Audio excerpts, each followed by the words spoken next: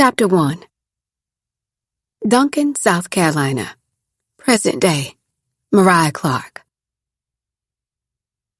Find a way to survive. I bolted up in the bathtub. Water sloshed over the side. I coughed until my lungs were cleared of the water that had slipped down my throat, and then pinched my nose.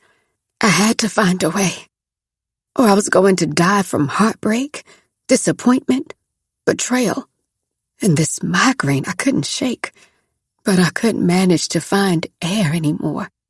Even though oxygen was all around me, breathing was not just hard but impossible. Regretting I hadn't brought the wine bottle I'd opened into the bathroom, I reached for my empty glass and raised it to get the final drop out. Muscadine wine, my grandfather's creation, low in alcohol, high in sweet, rich in love. The taste usually conjured up feelings of comfort and safety, memories of better days, or at least not days as bad as these. But it wasn't working tonight. Not working because drinking it made me sad. My grandfather was sick. He might never make this wine again. A sick grandfather was the last thing I needed in my messed up life right now. The life I didn't even know if I wanted to live. But I had zero permission from heaven to die. My grandmother had enough stress. She didn't need to bury her granddaughter. And if I died, I'd be chum in the ocean for gossip. Everyone in Henley was already talking about me. Again, I could feel the wind from their whispers. It wasn't hard to be the subject of gossip. In a town as small as Henley, South Carolina, where the population was 2,200, including children, gossip was served with grits in the morning and the crackling cornbread at night. However, I didn't think I would receive the honor of being the subject of conversation so soon. It didn't seem fair that it was my turn again. The first time people let my name fall off their lips was because Vince Clark, one of the city of Henley's golden boys, got married to someone other than Callie Humphreys, the head cheerleader prom queen in his kingdom, whom they expected him to propose to after college. Callie had been waiting at his house when he brought me home. There was disappointment that their story hadn't ended in a happily ever after, but folks got over it fast. The cash bar at our wedding helped. The second time my name was caught up in town gossip involved my mother-in-law, Sylvia. When the grapevine caught the news that she was sick, people were surprised I was taking such good care of her. Everybody knew she didn't like me. The Callie thing was a source of disappointment to her, too, and liquor at the wedding had not changed that. Sylvia's aggressive form of bone cancer carried the prognosis, dying, the accuracy, right on, nearly to the day, the doctor told her.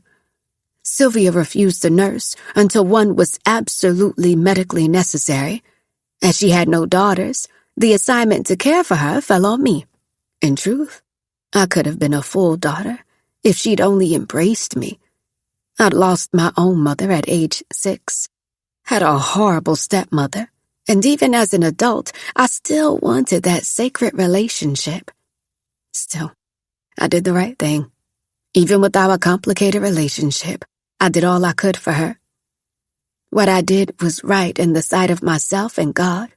Certainly my poor husband, who couldn't take care of himself, forget another person. You would think I would have been appreciated by the wagging tongues and certainly by my husband for my charity, but I wasn't. Which was why I was in my current state of depression. I couldn't unsee his horrible behavior or unhear his words. They pounded against my brain like a temporal migraine. I'm leaving you. I stood over a boiling pot of sausage and kale soup, a new recipe I was attempting to perfect. I wasn't listening to him, not really. My head was full of basil, onion, garlic, and the scent of bay leaves. But I heard him say he was leaving. Where are you going? You're not paying attention, Mariah. I want a divorce. The words hit me from behind like a bat pummeled against my spine.